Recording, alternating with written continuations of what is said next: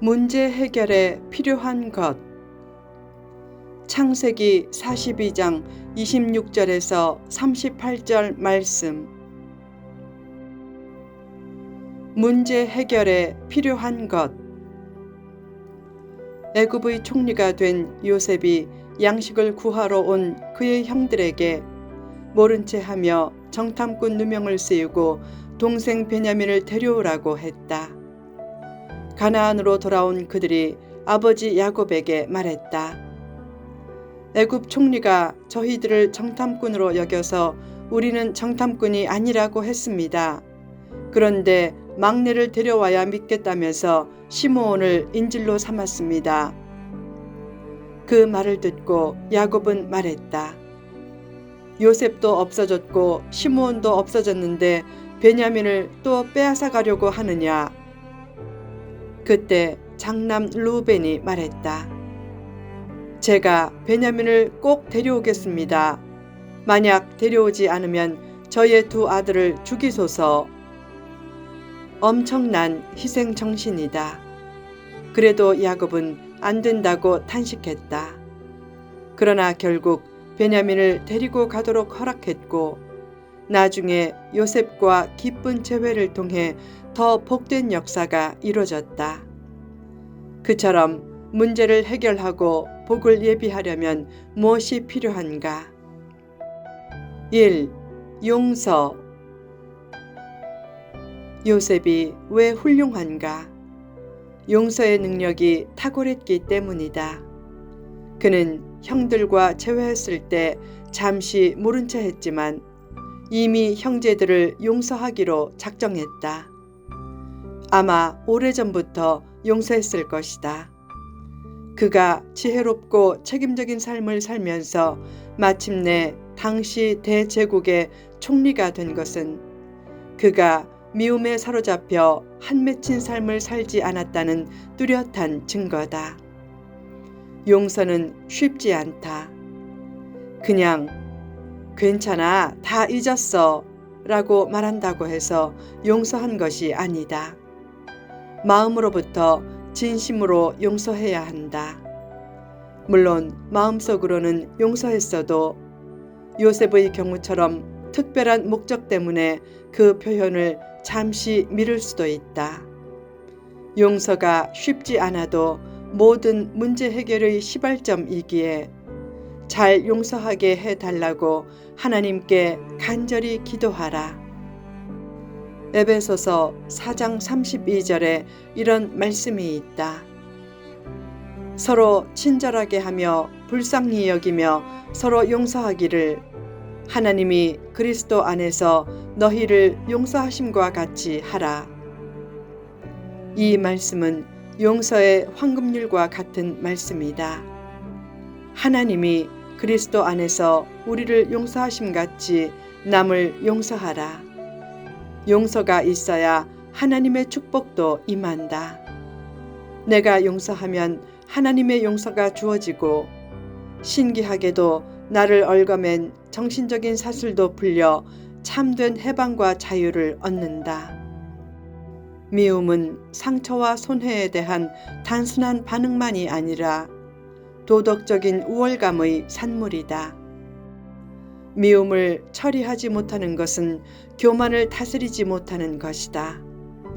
결국 미움은 일종의 정죄다.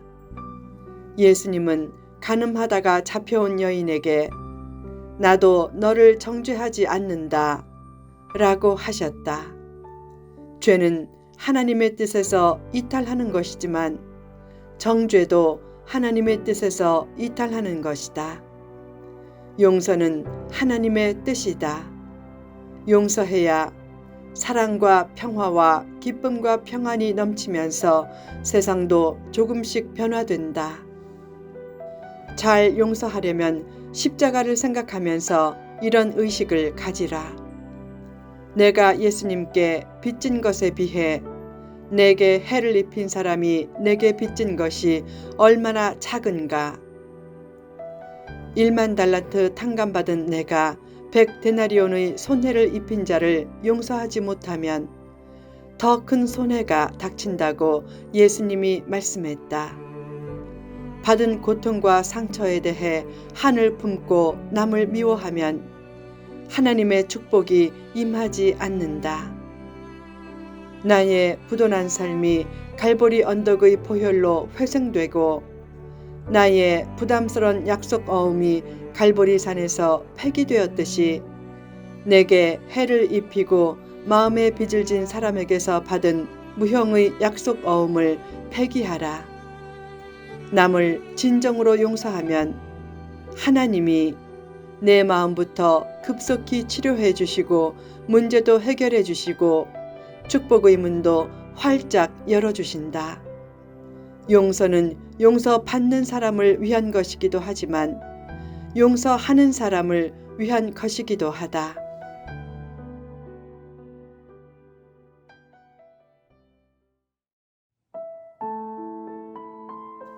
2. 희생. 르우벤은 기근과 시므온이 옥에 갇힌 문제를 해결하려고 두 아들의 목숨을 거는 희생을 각오했다. 창세기 43장을 보면 유다도 베냐민을 잃게 하면 자신이 영원한 죄인의 저주를 받겠다고 했다. 그런 희생 정신이 문제 해결을 이끌었다. 문제가 해결되려면 누군가의 희생이 필요하다. 성경을 보면 축복 전에 늘 희생이 있었다. 기적이란 인간의 가능성이 끝나고 한계 상황에서 자신의 마지막 남은 소중한 것을 하나님께 바칠 때 일어난다.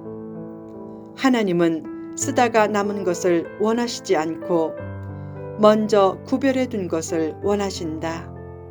먼저 좋은 것을 구별해 드리고 있나 아니면 먼저 쓰고 남은 것을 드리고 있나 하는 문제를 잘 살펴서 하나님이 기뻐하시는 삶을 선택하라. 어느 교회에서 성전 건축이 시작되었다. 그런데 목회자의 가슴만 뜨겁고 교인들의 가슴은 냉랭했다. 그때 하나님의 영에 감동된 한 가난한 과부가 있었다. 그녀가 시장에서 장사하면서 모은 자신의 전 재산을 들고 찾아왔다. 목회자는 그녀의 생활 형편을 잘 알기에 말했다. 예수님을 믿어도 이렇게 믿으면 안 됩니다. 전 재산을 다 바치면 어떻게 살아가려고 그래요? 그 헌금은 못 받습니다. 그녀가 말했다. 목사님, 기도한 후 확신을 가지고 드리는 거니까 받아주세요. 결국 자신의 전 재산을 드리고 돌아갔다. 돌아가면서 이상하게도 감격에 넘쳐 입에서 찬송과 감사가 쏟아져 나왔다. 그때 골목길에서 한 아이가 배가 아프다고 소리쳤다. 가까이 가서 기도해주자 그 아이가 곧 나았다. 희생하면 능력이 따른다. 하나님의 선한 뜻대로 문제도 해결된다. 희생하면 하나님의 마음에 합하게 되고 가장 복된 존재로 준비된다. 예수님의 삶은 희생의 삶이었다. 예수 이름으로 명하노니 라는 말은 예수님의 희생의 길을 따르는 사람만이 할 수 있는 말이다. 예수님의 이름을 내세워 그럴듯하게 말하고 소리를 강하게 낸다고 해서 능력이 임하는 것이 아니다. 나를 죽이고 남을 살리려는 마음을 가지고 희생의 길을 가야 예수 이름으로 명하노니 라는 말이 능력 있는 선포가 된다. 한 마을에 선한 도망자가 찾아와 주민들이 숨겨주었다. 곧 군인들이 들이닥쳐 마을을 샅샅이 뒤졌지만 찾지 못했다. 수상한 낌새를 느끼고 군인들은 내일 아침까지 도망자를 넘겨주지 않으면 마을을 파괴하겠다고 협박했다. 겁난 주민들이 랍비에게 도움을 청했다. 랍비는 답을 찾으려고 밤새 성경을 여기저기 들춰보았지만 답을 찾지 못했다. 새벽녘에 한 구절이 눈에 들어왔다. 한 사람이 온 백성을 위하여 죽는 것이 유익하다 라는 가야바의 말이었다. 랍비는 그 말씀을 응답으로 알고 주민들에게 전했다. 주민들의 고백으로 군인들은 도망자를 잡아갔다. 주민들은 무사히 위기를 넘겨 기뻐했지만 랍비는 마음이 심란했다. 그때 천사가 나타나 왜 마음이 심란한지 묻자 랍비는 도망자를 넘겨준 것으로 양심의 가책이 든다고 했다. 천사가 물었다. 그가 메시아임을 몰랐소? 랍비는 물었다. 어떻게 알겠습니까? 그 도망자에게 가서 그의 눈을 봤다면 그가 메시아임을 즉시 알아보았을 것입니다. 그 상황에서 랍비가 잘했느냐 못했느냐를 따지는 것은 의미가 없다. 정답이 없기 때문이다. 중요한 사실은 그 선한 도망자는 결과적으로 자기를 희생해 다수를 구원하는 작은 예수의 길을 갔다는 점이다. 예수님의 삶은 남을 살리려고 나를 죽이는 삶이다. 희생의 잔을 마시는 것은 성자에게도 힘든 일이지만 어두운 세상을 밝히려면 누군가는 희생의 잔을 마셔야 한다. 희생의 길이 문제 해결의 길이고 더 나아가 상생과 영생의 길이다.